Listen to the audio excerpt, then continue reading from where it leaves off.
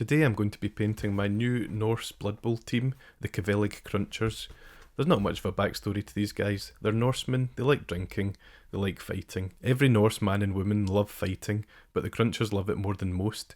They actually decided not to go into raiding parties because they would actually get more fights and more beer if they just played Blood Bowl instead. I spent a bit of time working up an eye-catching colour scheme for these guys, so I'll show you how I did it. We'll start off with Xerius Purple, and this is for the shoulder pads and a couple of the bucklers as well as the back plate. I'll just use my Games Workshop synthetic brush to spoon a bit of paint onto the palette. These are all Games Workshop paints I'm using. I will be using quite a lot of contrast just to speed up the process. In my opinion, done is a lot better than perfect. Because sure, you might have a couple of perfect minis, but you won't finish them all to the same standard as your first couple, and you might not finish them at all. So I just think finding a colour scheme that works, that you can paint quickly, that you're happy with, is so much better than just having these amazing paint jobs on a couple. It takes the stress off as well. Even an averagely painted Blood Bowl team looks absolutely fantastic on the pitch. A lot better than grey plastic does anyway. Just painting in all the purple in the shoulder pads. First coat looks dead messy, but we're going to go over it till it's just a nice strong purple. So I've put a wee dollop of water just to keep it paint nice and thin and flowing. On the other shoulder pad there's a wee bit that you can see the shoulder pad, so just make sure you get it all. Try not to get too much on the wolf because we're going to use contrast, so the cleaner the base coat is, the better the contrast will take. Let's paint this back panel purple as well. There we go. And this front buckler. If I'm not using the right terms, I don't really care. There we go. Lovely. So we'll let that dry. You don't want to go over the paint when it's wet, because if you start working on a wet area, you can rip the paint and create a texture on it, which is just horrible. So you don't want to do that. Just keep the paint thin when you're doing your second and third coats. You might not need a third coat. You just want to keep it thin so that it just covers nicely and it will build up a nice strong colour. The more patient you are, the better results you'll get. It's always the way. The good thing about this purple is it covers really nicely. Like a really nice strong colour just straight off the bat. One other thing I should mention, it's a Wraithbone primer that I've used, which gives a nice base for all the contrast that I'll be using. The thing I love about this model is there's a load of flesh, and we've got a very easy way of doing flesh. The shoulder pad's still a little bit mottled, so we'll try to get another coat on there just to make sure it's as strong as it possibly can be. We'll take some Retributed Armor next for all the gold bits. So we're trying to get this trim first time so that we don't need to go back over it. If we do hit another bit that we don't want to, we just go and tidy it up. No big deal. Beginning to look quite nice already. There's a little design on the front of this as well, and you just want to touch it with your brush and it'll pick it out really nicely. Don't put too much pressure on or the paint will spill into the rest of the shoulder pad. So just make sure you cover everything with a tiny wee bit of gold. We will have to go in and touch up the purple, but that's a small job. Make sure you get the underside of the shoulder pads as well, because they should be gold. I don't want to leave any white because it looks very unsightly. That's one of the disadvantages of using a light undercoat. If you use black, it works as a natural shadow, but if you're using white, there's nowhere to hide. You need to hit every single bit. So any mistakes will show up really starkly on white. For me, the miniatures that look the best in my collection are the ones that I went back and spent time tidying up.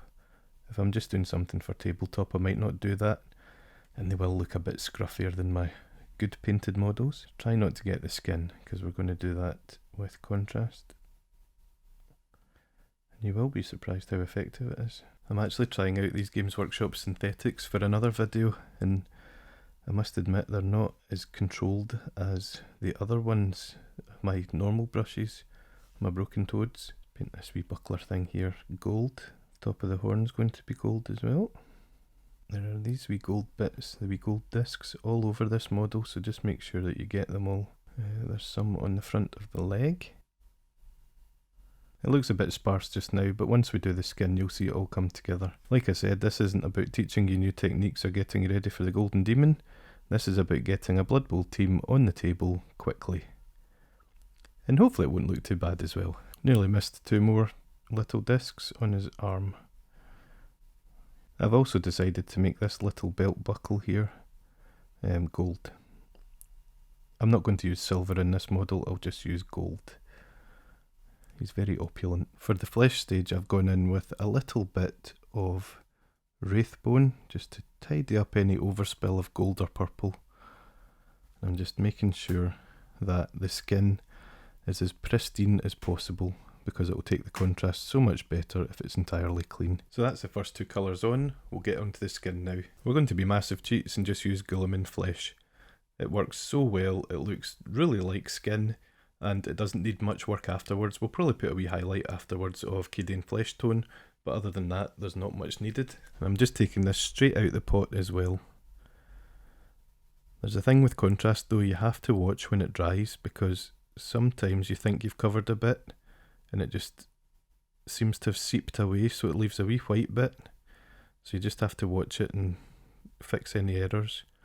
You don't want to try to fix errors when it's too far gone though, when it's too dry, because it'll just leave a coffee stain and it'll be quite difficult to remove. So just slap this onto all the bits that we want covered. We don't want to hit any of the fur, and we don't want to hit any of the belts or anything like that across his chest, because we'll also be using contrast for them, and the cleaner they are, the better they take. It's going on really nicely here. Always amazes me when Guilliman flesh goes on and it just looks better than skin that I was doing for many years. Let's get up inside his undercarriage, not really inside it, but for painting purposes. That's looking good. If it does look a bit too pooled or dark anywhere, just use your brush and dab it into the crevice that's too dark and it will tweak a wee bit away. Now Guilliman flesh especially works well on muscled areas because it really defines the separation of the muscles. So he's got a lot of muscle under here and you just want to make sure you cover it all. It's like colouring in, you just want to colour in the white with your Guilliman flesh. Anyone who says they can't paint a decent miniature, just get a pot of Guilliman flesh, you'll be golden. It does feel a bit like cheating, but for a hobby that we spend hours and hours at, anything that can make it a little bit easier is well worth it. So you can see it drying a bit on his legs already, it's looking great. If you do make any mistakes, just come back in with wraithbone or purple or gold, whichever bit you hit, and you can fix it all up. What you don't want to do is be paralysed with fear and not want to paint anything just in case you hit the wrong bit. It's all fixable. Some bits are more difficult than others to fix, but it's all fixable. So let's get onto this big head now. Obviously when we're doing highlighting we'll put a bit more effort into the head than the rest of it because it's a focal point, but these really take contrast really well. Put a bit in his mouth as well, probably redden that up later, maybe with some Screamer Pink. There you go, that was quick, wasn't it? He's looking a lot better. One other thing I found out is that you have to paint over these bandages because it is actually real arm under there, it's not a pad or anything. So just paint all the bandages Guilliman flesh. Don't paint the fur Guilliman flesh because we'll be painting that a different colour.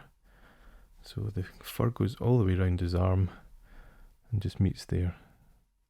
So we'll get the bandages and we'll just paint right over the Guilliman flesh with probably Rakarth flesh. This one's a bit trickier because we've got the bucklers on the other side, and just make sure that nothing's pulling too badly. And look at that, great skin, total cheat, love it. Don't be like me, make sure you paint his feet. Next up we'll use Black Templar on the leg wraps and the pants. And by pants I mean underpants, not the American pants which are actually trousers. Same as the hand wraps, I'm just going to put this all over and then deal with it afterwards. Make sure you don't get the fur because we're going to be using something else on the fur. So just do it up to the line of the fur and no more. I do actually wish that all the Norse had like bare legs and bare torsos, apart from the Valkyries of course, because it's just, I just think that this method looks so good with the skin. I just think it would be a lot easier to paint. On my other guys I've painted them with black trousers, which I think looks okay, but I don't think it looks as good as the bare skin. So there we go, that's the wraps Let's do his diaper. We'd call it a nappy in Scotland. Really try to make sure you don't get any of the skin, because that would be a trial to fix. We'd have to go back with Wraithbone and then do a bit of Guilliman flesh, and even then it wouldn't match up very well. There's a tiny little bit of nappy up the top as well. It just leads into a wee bit of fur, so you can just do that and leave it. Because as I mentioned earlier, we have a plan for the fur. It's not a very good plan, but it is an easy one. So that's all you need Black Templar contrast for. Really easy stage. We're going to let that dry for a little while because we don't want anything else to mingle with it. Beginning to take shape, I think. For all the pelts and the fur and the boots, we're going to use Basilicanum Grey. So load up your brush with Basilicanum Grey and just paint it onto the fur. These textured areas really take contrast nicely. If you're just wanting a quick paint job and you don't want to do any more highlights or shading, this would actually do. You wouldn't have to do anything else to this to make it look absolutely passable. Gives a really nice finish on this pelt, and it saves you mucking about with shading and dry brushing and all that kind of stuff. So how easy was that? Look at that. Looks really nice. And just let that dry. Now this is really effective as well. We've got the fur on top of the boots. The boots have been done in Black Templar, so if we just do the fur in Basilicanum, it looks like it's meant to be there. It looks like it's already been highlighted. It really works. Just be as careful as you can. Try not to catch the skin. If you get any on the boots, doesn't matter. This is a very detailed model, and I'm sure you will agree that we've made it look quite easy so far. We're not winning any golden demons or crystal brushes or anything like that, but we are going to kick some serious butt on the Bloodbowl table. I'm not saying you can't paint a full Bloodbowl team absolutely perfectly, I'm just saying it's not for me. I'd much rather just batter through it and get a finished Bloodbowl team on the table, rather than pretend that I'm going to paint them all to a really high standard and never get around to it. I have the greatest respect for people that can sit down for weeks on end and paint their best stuff in a Bloodbowl team or an army or whatever. It's just not me. There's a wee bit of fur around the middle as well. Yes, there are still big white areas, but we will remedy that very soon. I really should mention, do not paint the fur on the back of his arms. This colour, Basilicanum Grey, we're going to paint that a brown. And his beard is going to be the same. The other one I painted has got brown as well. They're all from roughly the same village, so they've got similar hair colour and stuff like that. So that is the fur very quickly done. This is one of my favourites for beards, hair, leather, that kind of thing. So we'll use it for leather and hair. Let's get round the beard. This guy looks awesome. I really like the new Norse team. I like the rules for them. I bought all the star players as well. I like the Yetis. I've got Skrorg Snowpelt, who's the big poser Yeti. He's really cool. I like his backstory and everything. He used to be ultra aggressive. He was sent away to rehab and he came back as a superstar, like the David Beckham of Bloodbowl. So we'll just paint the fur on the back of his hands, as well as not get hairy palms. We all know what that means. Apologies to anyone with hairy palms out there. I don't mean stereotype you. I'll paint the belt Wildwood as well. So just make sure you get all the Wraithbone bits and colour them in Wildwood. Like I said, Wildwood's a great colour. It settles in the recesses and leaves quite a light brown on top. Looks really cool for leather. Try not to hit your fur. I will do these straps across his chest as well. Just try not to leave any white or Wraithbone at all. As long as everything is coloured in, this will look great. And down the sides of the straps as well, so that they're not Guilliman flesh. The thing I love about contrast is it's so much easier for painting fiddly bits than normal paint. You just paint it on and it seeps into the right bit. It's like magic. It's looking not bad now. Now I'm also going to paint the drinking horn Wildwood, and that is just so I can lighten it up a lot and make it look a bit more like bone. How's that looking? Do you like that? So you'll see what a good job that Guilliman flesh has done on the skin. It does actually look really, really good. We could tidy it up a bit, which we will. For base coats, all we've really got to do are the loincloth and the bandages. And then after that we can start putting in a wee bit of detail. There's a nice scar in his head that we can do. We can do inside his mouth, we can paint his teeth, paint his toenails. So for the yellow loincloth, we're going to do Aerial Yellow. We don't want it to be dark with Averland Sunset, we want it to really pop. We also need to do a wee yellow stripe on his shoulder pad, which looks really cool. You don't want your paint thick and clumpy, which yellow does have a tendency to do. So just add a wee bit of water to your mix and just make sure it flows smoothly. If you're new to it, you'll get a feel for it, so don't worry. Just do a lovely colour of yellow in the loincloth. I have previously said I did not want to paint Hawklord's Space Marines, and that still stands. I just think for these guys this just looks so good. We'll give that another couple of coats just to make sure it's as bright as it possibly can be. And we'll paint the back of it as well. So while we're here with the yellow, we'll also start on the design on the shoulder pad. So I'm just going to do a diagonal line, very thin, from one side to the other. There we go. Wasn't as thin as I thought it would be. And then just start to widen it. Try to get it as smooth and flat as possible. If you're not confident doing this, just leave it off, but I think it really does help. There we go. If you've got two shoulder pads on some of the guys, just do one on each. You could also do a little line across here and on the back as well. This is where the number will go. I think we'll probably be looking at a black number here. The yellow looks a bit dirty at the moment, but we'll do another couple of coats and it'll look solid soon enough. So what do you think about that? Looks pretty decent. Now that the wolf pelt's dried, look at that one. Looks great. This is what I'm talking about with contrast. Sometimes it disappears from a peak and leaves a wee white area, so we'll have to fix that. So we'll just get more Basilicanum Grey and just dab it on. There we go. You just want to keep painting over the yellow until it doesn't look dirty, until it looks entirely smooth. For the bandages, we'll be doing Rakarth flesh over all of them. Lovely lumpy Rakarth flesh. So just be very careful and paint in all of the bandages. There's tons around the legs and there's tons around the arms. Just try to get them as bright as possible. You don't want them to blend in too much with the wrappings. We'll use a bit of Screamer Pink on the wolf mouth just for the gums. Just paint it all over the teeth, just make sure you get it all covered. And then we can just pick out the teeth afterwards. It'll hopefully just leave a little line of pink at the top. There's a little stone sliver hanging from his belt, so I'm just going to do the rope Wildwood. And we'll just paint a little snippet Basilicanum Grey. We'll also use a bit of the Screamer Pink in the Ulfwerener's mouth, and then we can pick out his teeth and it'll look particularly savage. We'll do that at the end though, after we've dealt with his beard, etc. For his horn, we're going to just paint little lines down like this. That'll make it look like it's bone or something like that.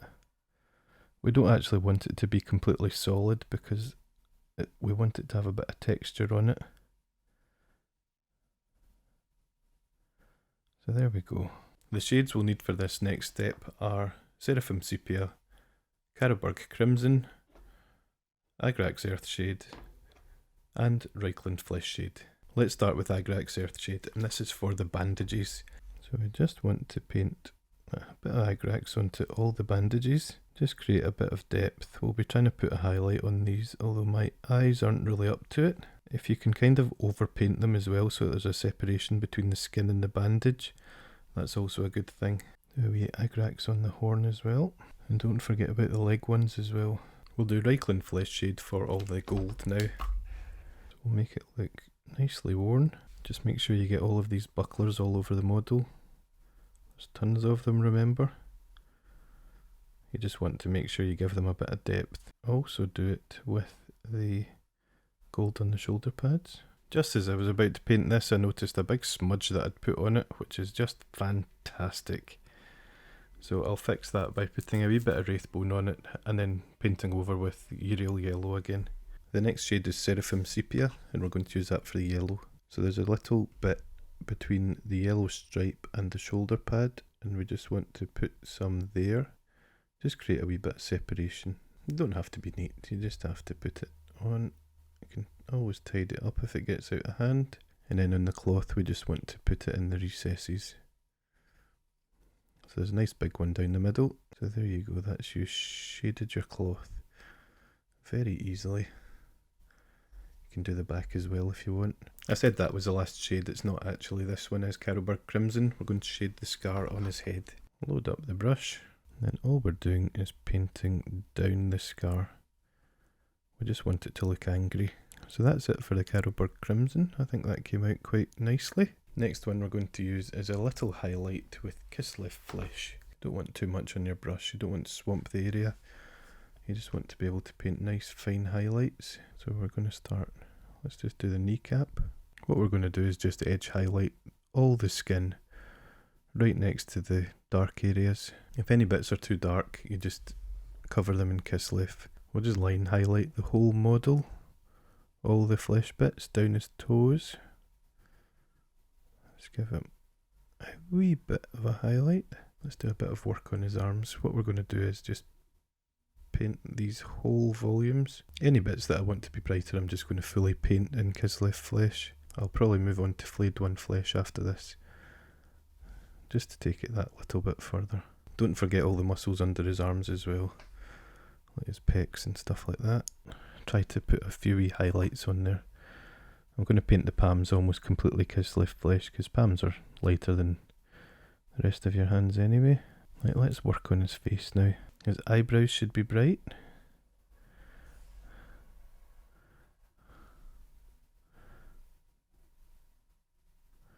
Remember, this isn't a proper face tutorial or anything, this is just get this done, get it on the table. Making a lot of excuses, I know. So just run it along the cheekbones, run it along the tops of the ears. The top of his skull should be brighter than the rest of it. So starting at the base of the skull, get quite thin paint on your brush and just drag it up to the top of the skull. And you do this from every angle. And if it works, it'll look quite decent. It'll look like there's a wee blend on top. So there you go. That's all that done. Next up, Flayed One Flesh. I'm just going to use this to pick out the highest parts on the model on the skin. So at the top of the chest, top of the thigh, the knee. If you're as careful as possible, this will look good. Just edge highlight all the muscles that are facing upwards. It's a bright colour, but it will dry a bit more skin coloured than you expect. Just adds a wee extra something to the skin, I think. This extra highlight. And then you just want to do the same as you did before, just slightly smaller. So with the Kislev Flesh you made quite large highlights. With this you want to just pick out edges wherever you can. Don't make them too big. Get lots of knuckles and things like that. And maybe a dot in each ball in the palm. So any bits that you think would protrude more than others, just hit them with a tiny wee highlight on their edge. Get these nice cheekbones.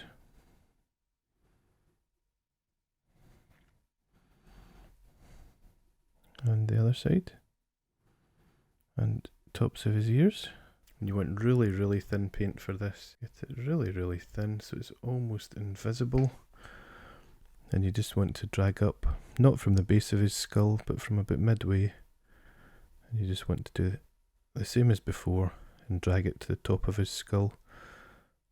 So this will create a kind of blended effect. It's not really a blended effect, it's like a total cheats blended effect. So there you go, you just want it so it's brighter on the top of his skull than round the sides, and I think we've achieved that. The trick with dragging the paint is drag it from the area you don't want it to the area you want it, if you want a nice wee blend. So there you go, what do you think about that? Looking pretty good, isn't it? Next we'll highlight the yellow, and I'm just going to use a little bit of Screaming Skull in with the Uriel yellow. So we'll just mix it there. Take a wee bit, probably should have done it in a different order. Mix it there.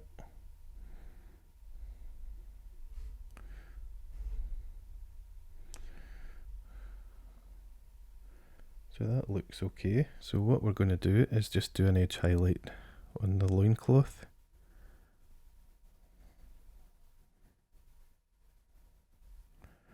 Just as subtle as possible. And one line down there. Now my downfall is I always think that the first highlight isn't stark enough, it doesn't show up enough, and I make it too thick. So I'm trying not to do that here. On the shoulder, we're going to highlight the front and the back of the line with the same mix. That's pretty subtle, just like we wanted.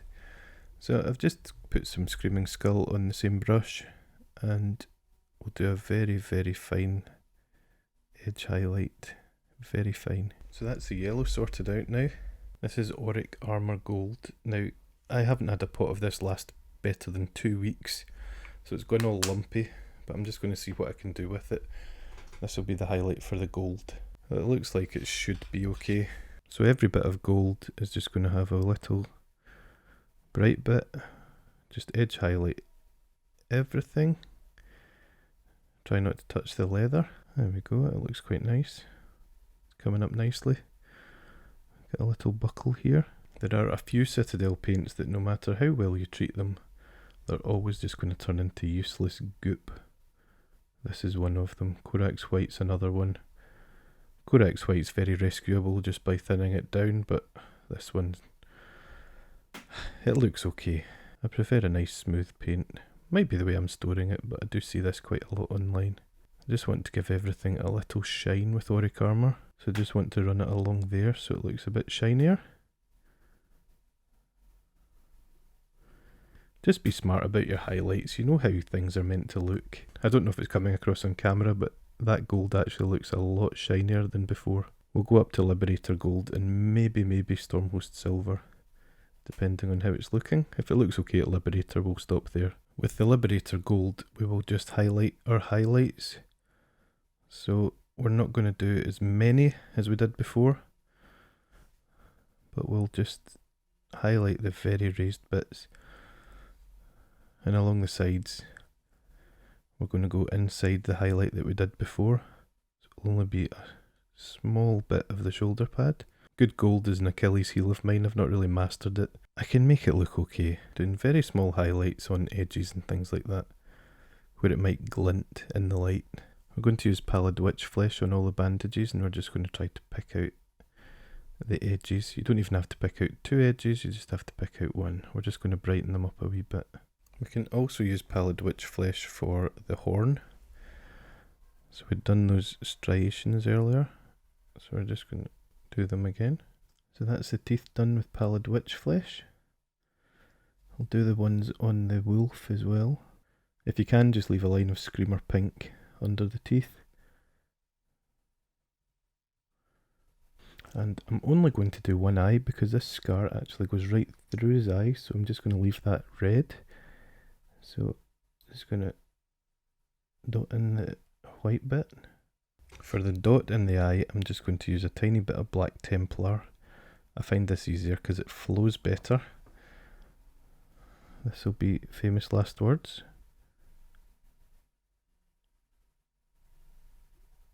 Then after you've done that, just paint the bottom and the top of the eye again. For the last bit of painting, we're just going to highlight the purple with Genestealer Purple. So as thin as you can, right along the edges. It's absolutely fine, don't worry too much about getting it too close to the other things. As long as there's a little bright line, that'll be fine. For the base, I'm just going to paint it Steel Legion Drab all round the rim. I was toying with giving this guy an ice base, but since I want him to look good on all the Bloodbowl pitches, I'm just going to give him the normal grass one. After the Steel Legion Drab, we're going to cover the top of the base with Stirland Mud. Just grab a big dollop and spoon it on there. I like these flat brushes for it.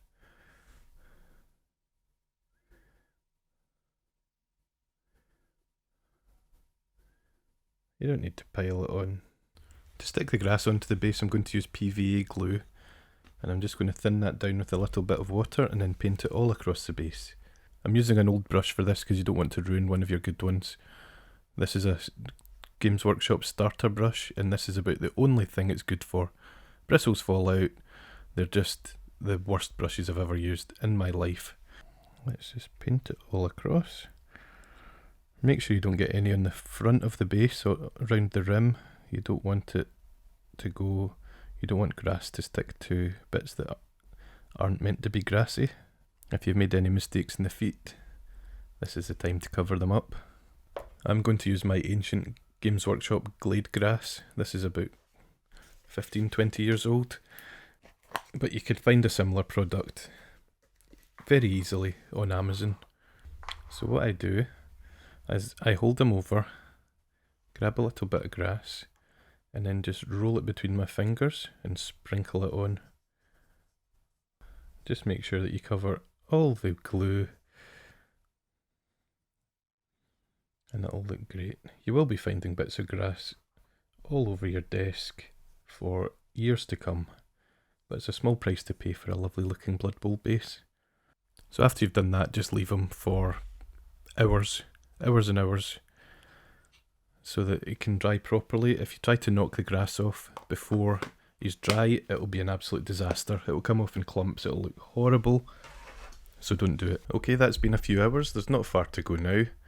All you do is get your wee man, you knock the base against the side. You just need to get as much of this grass off as possible, all the loose stuff. Any stuff that's stuck down, you want it to stay stuck down. And then just run a finger around the rim. Get any loose stuff off. I think we did quite a good job at not gluing stuff to the side of the base, which is always nice. After you think you've got enough grass off, the last step is to get pure Corax white. I'm using my old brush that I don't care what happens to it, and just paint a line across the base. Try not to get any grass in your paint. I'm not thinning this down or anything, I want a nice thick line. I want it to look like it was painted on the grass. If you enjoyed this video, please like and subscribe. Thanks for watching, happy hobbying, and I'll see you in the next one. Cheers.